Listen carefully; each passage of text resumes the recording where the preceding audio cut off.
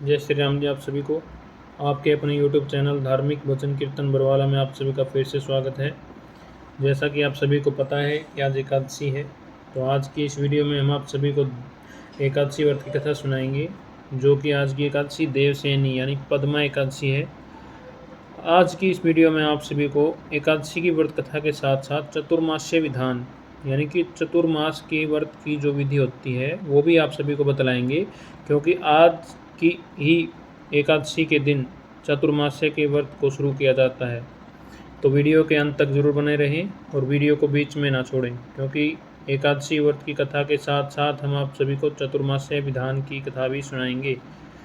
तो आइए, जैसा कि आप सभी को मैं एकादशी व्रत की हर कथा में एकादशी व्रत की महिमा बताता हूँ, तो आइए शुरू करते हैं। व्रत में उपवास के मंत्र के साथ साथ आत्मा की शुद्धि भी हो जाती है। व्रत में उपवास में आहार का त्याग एवं सात्विक भोजन का विधान है, इसलिए उपवास आरोग्य एवं दीर्घ जीवन की प्राप्ति का उत्तम साधन है। जो व्यक्ति नियमित रूप से व्रत में उपवास करते हैं उन्हें उत्तम स्वास्थ्य की प्राप्ति होती है। उपवास के महत्व को तो अब आधुनिक विज्ञान भी स्वीकारने लगा है। उपवास की महिमा का वर्णन करते हुए नारद पुराण में तो यहाँ तक लिखा है कि गंगा के समान कोई तीर्थ नहीं, माँ के समान कोई गुरु नहीं, भगवान विष्णु के समान कोई देवता नहीं, तथा व्रत उपवास जैसा कोई तप नहीं। सभी व्रतों में एकादशी व्रत को सर्वोपरि माना जाता है। प्रत्येक मास के दो एकादशी होती हैं। वर्ष भर में 24 एकादशी होती हैं। अधिक या मल मास में 2 एकादशी अतिरिक्त होती हैं, जिन्हें पुरुषोत्तम एकादशी कहा जाता है। इस प्रकार कुल 26 एकादशी मानी जाती हैं। ये सभी एकादशी अपने अपने नाम के अनुसार श्रेष्ठ फल देने वाली होती हैं। एकादशी का व्रत रखने, विधिपूर्वक मातम्य कहने सुनने तथा भगवान विष्णु का व्रत भजन कीर्तन करने से मनुष्य के सभी प्रकार के कष्ट दूर हो जाते हैं और वह इस लोक में सुख भोगकर अंत में भगवान विष्णु के धाम के लिए प्रस्थान करता है। जो पुण्य सूर्य चंद्र ग्रहण में स्नान व दान आदि से प्राप्त होता है, तथा जो पुण्य अन्न जल दान, स्वर्ण दान, भूमि दान, गौदान, कन्यादान तथा अश्वमेघ आदि यज्ञ करने से मिलता है, जो पुण्य तीर्थ यात्रा तथा कठिन तपस्या से प्राप्त होता है, उससे अधिक पुण्य एकादशी व्रत रखने से मिलता है। इसलिए हमें एकादशी का व्रत अवश्य करना चाहिए।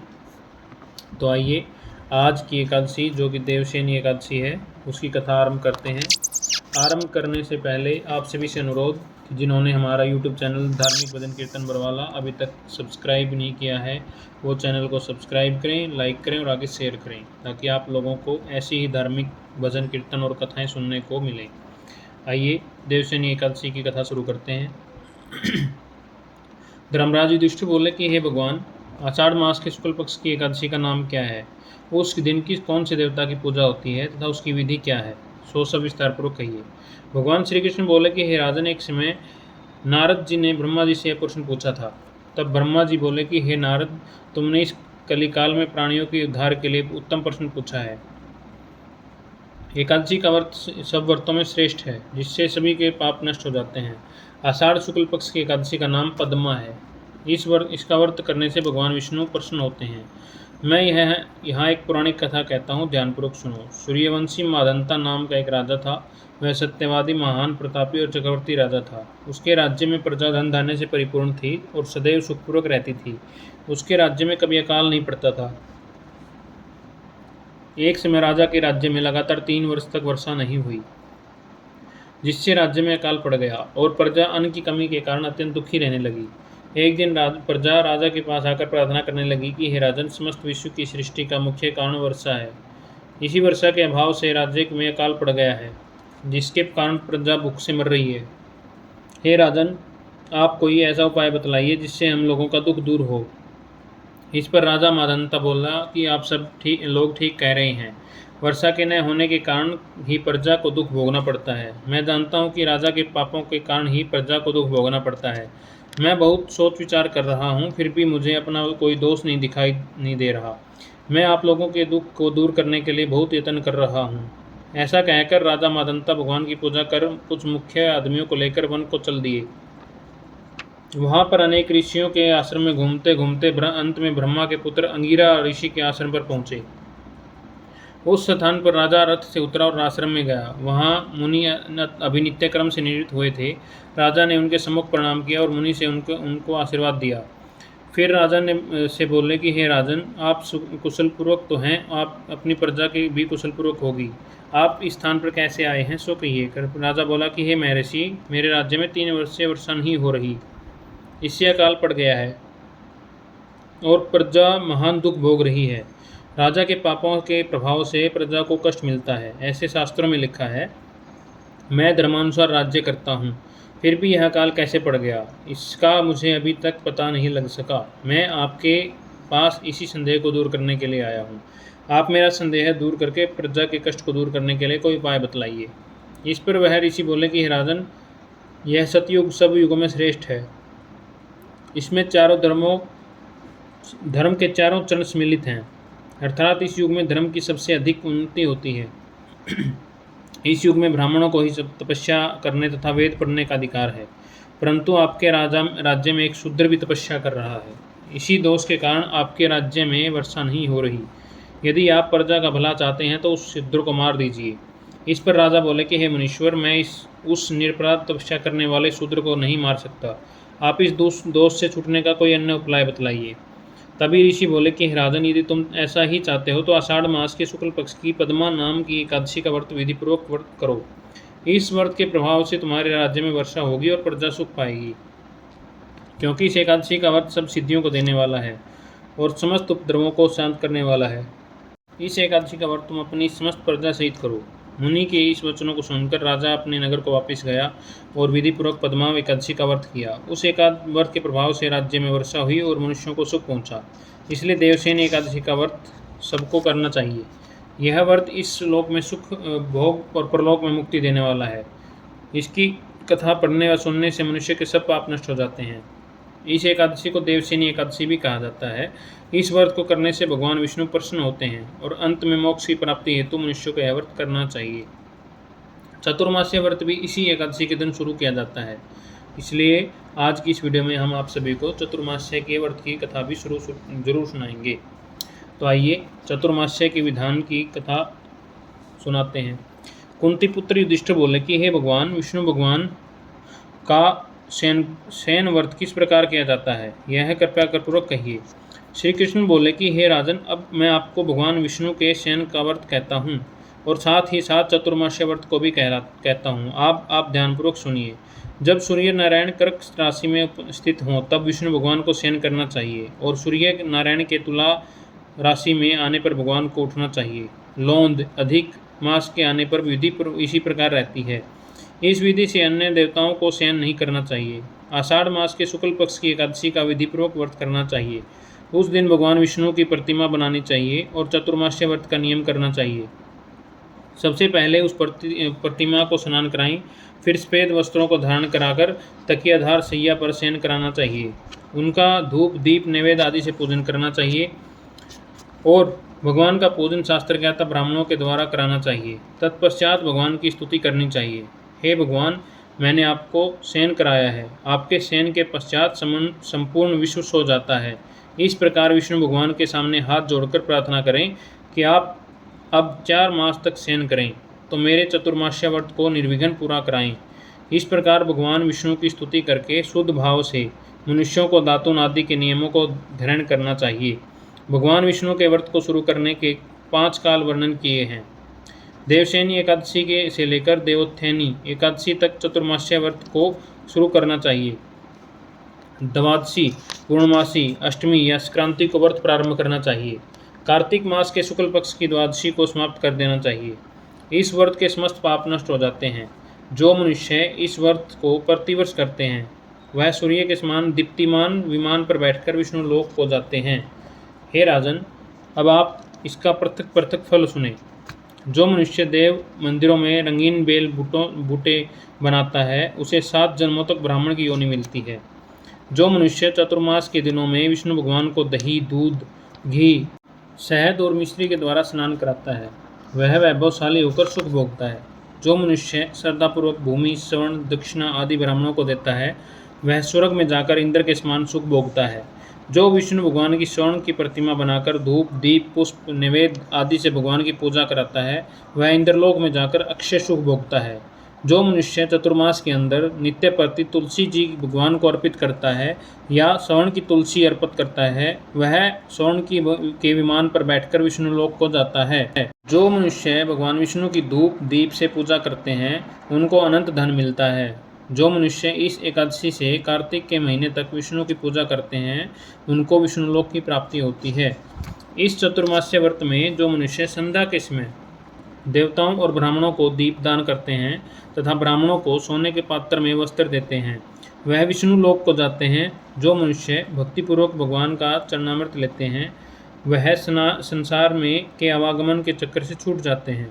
जो मनुष्य विष्णु मंदिर में नित्य प्रति 108 बार गायत्री मंत्र का जप करते हैं, वह पापों में लिप्त नहीं होते। जो मनुष्य पुराण और धर्मशास्त्र को सुनते हैं और वेदपाठी ब्राह्मणों को वस्त्रों को दान करते हैं, वे दानी, धनी, ज्ञानी और कीर्तिमान होते हैं। जो मनुष्य भगवान विष्णु या शिव जी का स्मरण करते हैं, अंत में उनकी प्रतिमा दान करते हैं, वह पापों से रहित होकर गुणवान बनते हैं। जो मनुष्य सूर्य नारायण को अर्घ देते हैं और व्रत की समाप्ति पर स्वर्ण और लाल रंग की गौ दान करते हैं, उनको पूरी आयु के लिए स्वस्थ देह प्राप्ति होती है। वह कीर्ति, धन और बल पाते हैं। चतुर्मास्य में जो मनुष्य गायत्री मंत्र द्वारा तिल से होम करते हैं और चतुर्मास्य समाप्त हो जाने पर तिल का दान करते हैं, उसके समस्त पाप नष्ट हो जाते हैं और निरोग शरीर मिलता है तथा सुपुत्र संतान मिलती है। जो मनुष्य चतुर्मास्य व्रत में अन्न से होम करते हैं और व्रत समाप्त हो जाने पर घी, घड़ा और वस्त्रों का दान करते हैं, वह ऐश्वर्यशाली होते हैं।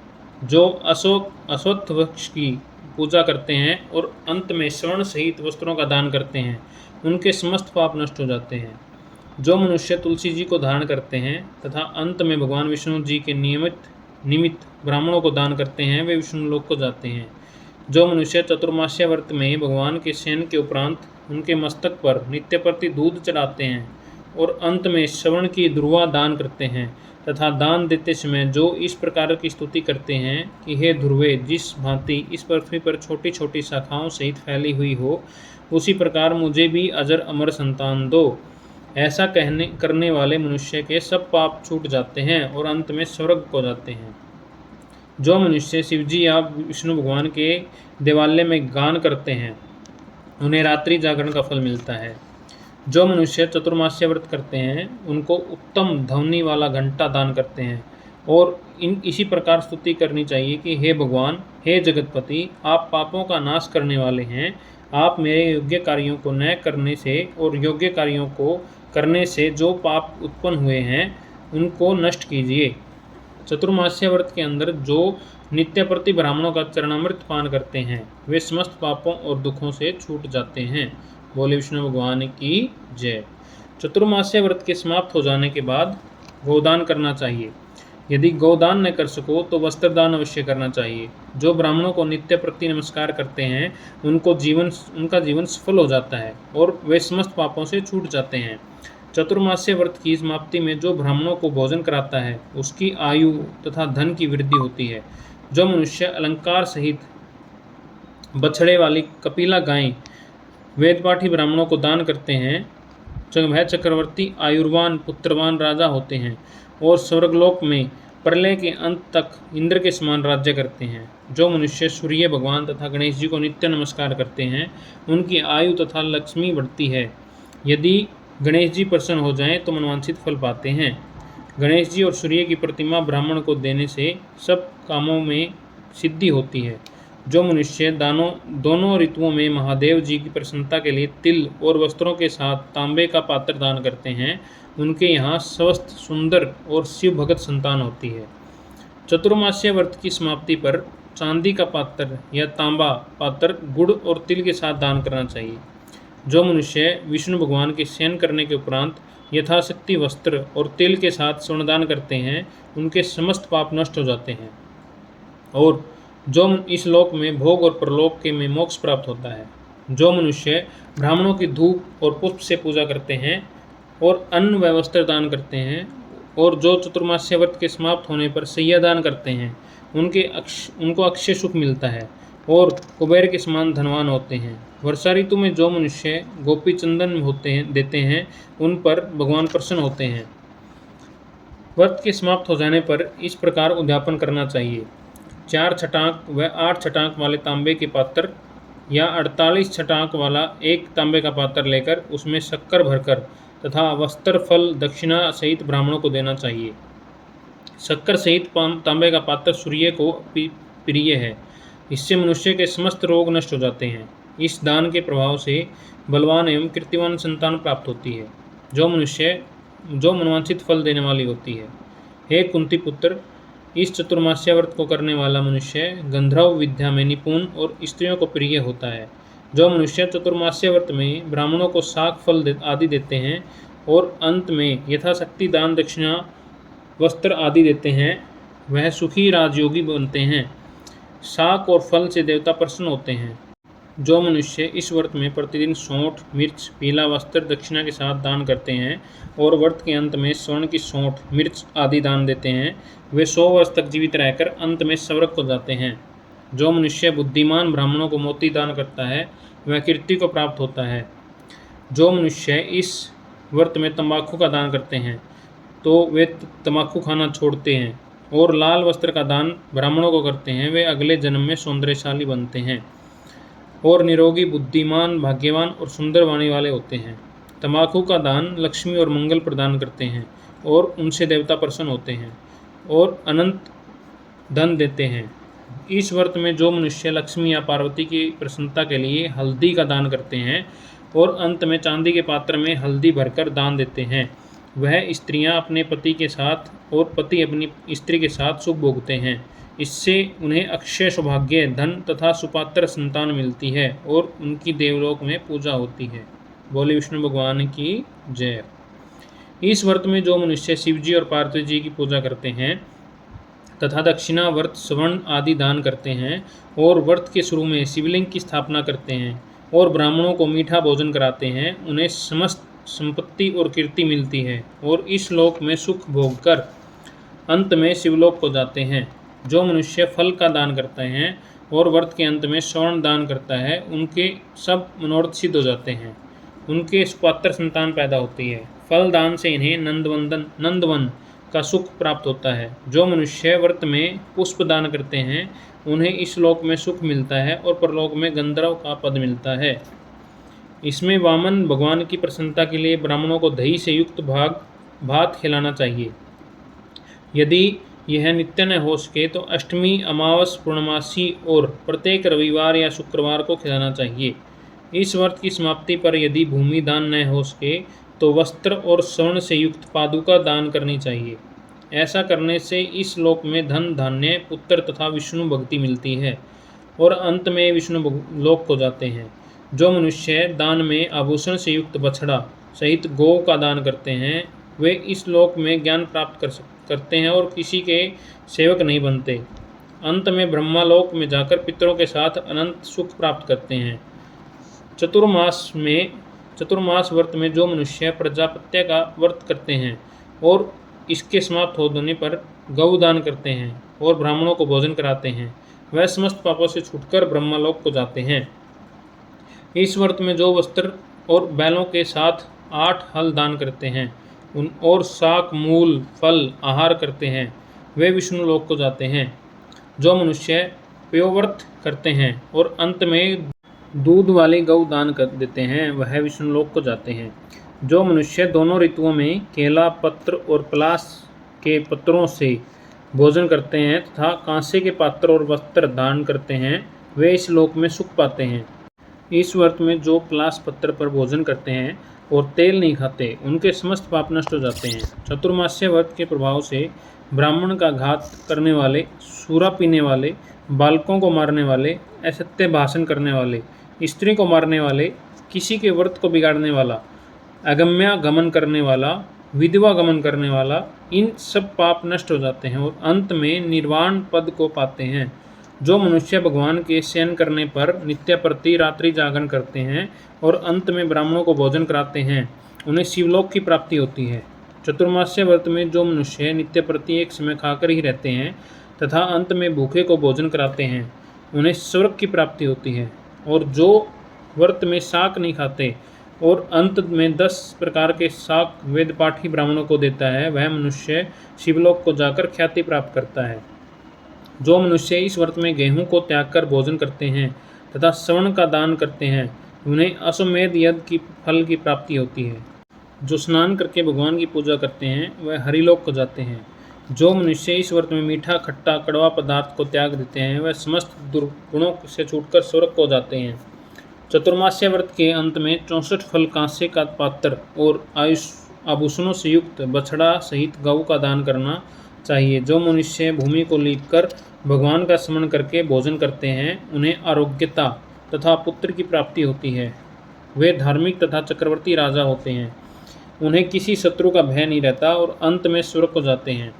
जो मनुष्य बिना मांगे गए आभूषणों से युक्त सठरस चंदन सहित बैल दान करते हैं तथा उन्हें सठरस युक्त भोजन कराते हैं, उन्हें विष्णुलोक प्राप्त होता है। जो मनुष्य भगवान के शयन करने पर नित्य प्रति रात्रि को जागरण करते हैं और अंत में ब्राह्मणों को भोजन कराते हैं, उन्हें शिवलोक की प्राप्ति होती है।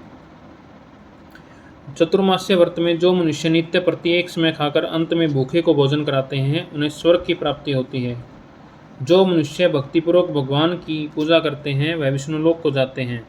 जो भगवान के सैया शयन के बाद भूमि पर सोता है और अंत में सैया दान करते हैं, उन्हें शिवलोक में पूजा होती है, उसकी शिवलोक में पूजा होती है। चतुर्मास्य व्रत में जो मनुष्य मैथुन नहीं करता, वह बलशाली, यशस्वी और लक्ष्मीवान होता है तथा अंत में स्वर्गलोक को जाता है। जो मनुष्य इस उत्तम व्रत में चावल या जौ सपरिवार खाता है, वह स्वर्ग को जाता है। चतुर्मास्य व्रत में जो तेल नहीं लगाता तथा अंत में कांसे या मिट्टी के पात्र में तेल भरकर दान देता है, वह विष्णुलोक में जाता है। जो मनुष्य इस व्रत में अपनी इंद्रियों का दमन करता है, उसे अश्वमेध यज्ञ का फल मिलता है।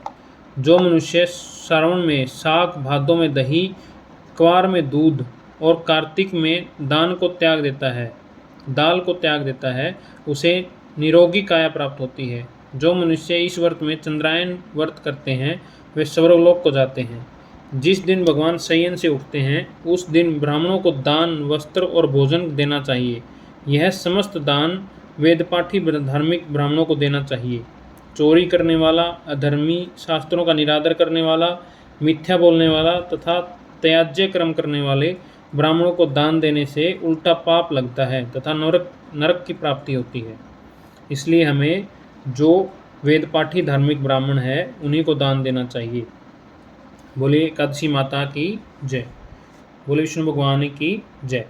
चतुर्मास्य व्रत की विधि यहीं पर समाप्त होती है और आज की जो एकादशी व्रत की कथा थी, वो भी आज समाप्त होती है। तो आइए अभी एकादशी माता की आरती करते हैं। ओम जय एकादशी माता, विष्णु पूजा व्रत को धारण कर शक्ति मुक्ति पाता। ओम जय एकादशी माता, तेरे नाम गिनाऊं भक्ति प्रदान करनी, मैं भक्ति प्रदान करनी, गुण गौरव की देवी माता, शास्त्रों में वर्णी। ओम जय एकादशी माता, माघ शीर्ष के कृष्ण पक्ष में उत्पन्ना होती, मैं उत्पन्ना होती, विश्वतारिणी जन्मी, शुक्ल पक्ष में होई मोक्षदा, मुक्तिदाता बन आई। ओम जय एकादशी माता, मैं जय एकादशी माता, पौ मास के कृष्ण पक्ष की सफला नाम कहे, मैं सफला नाम कहे, शुक्ल पक्ष में होए पुत्रदा, आनंद अधिक रहे। ओम जय एकादशी माता, नाम सटतिला, माघ मास में कृष्ण पक्ष आवे, मिया कृष्ण पक्ष आवे, शुक्ल पक्ष में जया कहावे, विजय सदा पावे। ओम जय एकादशी माता, विजया फागुन कृष्ण पक्ष में शुक्ला आमल की, मिया शुक्ला आमल की, पाप मोचनी कृष्ण पक्ष में चैत्र महाबल की। ओम जय एकादशी माता, मिया जय एकादशी माता, चैत्र शुक्ल में नाम काम दादन देने वाली, मिया धन देने वाली, नाम वरुतनी कृष्ण पक्ष में वैशाख महावाली। ओम जय एकादशी माता, मिया जय एकादशी माता, शुक्ल पक्ष में होय मोहिनी, अपराज्येष्ठ कृष्ण पक्षी, मिया अपराज्येष्ठ कृष्ण पक्षी, नाम निर्जला सब सुख करणी, शुक्ल पक्ष रखी। ओम जय एकादशी माता, मिया जय एकादशी माता, योगिनी नाम आषाढ़ में जानो, कृष्ण पक्ष करणी, मिया कृष्ण पक्ष करणी, देवसेनी नाम कहाय, शुक्ल पक्ष धरणी। ओम जय एकादशी माता, कामिका सावन मास में आवे, कृष्ण पक्ष कहिए मैं कृष्ण पक्ष कहिए, शुक्ला सावन शुक्ला होए पुत्रदा, आनंद से रहिए। ओम जय एकादशी माता, अजा भाद्रपद कृष्ण पक्ष की, परिवर्तनी शुक्ला मिया परिवर्तनी शुक्ला, इंद्र आश्विन कृष्ण पक्ष में, वर्त से भवसागर निकला। ओम जय एकादशी माता, मिया जय एकादशी माता। पाप कुंस है शुक्ल पक्ष में, पाप हरणहारी मिया पाप हरणहारी, रमा मास कार्तिक में आवे, सुखदायक भारी। ओम जय एकादशी माता, देवोत्थैनी शुक्ल पक्ष में की, दुखनाशक मैया मिया दुखनाशक मैया, लौंग मास की करो विनती, पार करो नैया। ओम जय एकादशी माता, शुक्ल नौन में होए प्रजनी, दुख दरिद्र हरणी मिया दुख दरिद्र हरणी, परमा कृष्ण पक्ष में होती जन मंगल करणी। ओम जय एकादशी माता, मिया जय एकादशी माता। जो कोई आरती एकादशी की भक्ति सहित गावे, मिया प्रेम सहित गावे, जन सामान्य स्वर्ग का वासा निश्चय वह पावे। ओम जय एकादशी माता, मिया जय एकादशी माता। बोले एकादशी माता की जय हो, विष्णु भगवान की जय हो, बोले श्याम बाबा की जय हो। आज की एकादशी की और चातुर्मास्य की व्रत कथा यहीं पर समाप्त होती है। आप सभी को कथा कैसी लगी कमेंट करके ज़रूर बताएं, और जिन्होंने अभी तक हमारे YouTube चैनल धार्मिक भजन कीर्तन बरवाला को लाइक सब्सक्राइब नहीं किया है वो सब्सक्राइब करें, लाइक करें और आगे शेयर करें, ताकि आप सभी को ऐसी ही धार्मिक कथाएं और भजन कीर्तन सुनने को मिले। जय एकादशी माता की, जय विष्णु भगवान की, जय श्री श्याम बाबा की। भगवान सभी का कल्याण करें, सभी पर अपना कृपा बनाए रखें।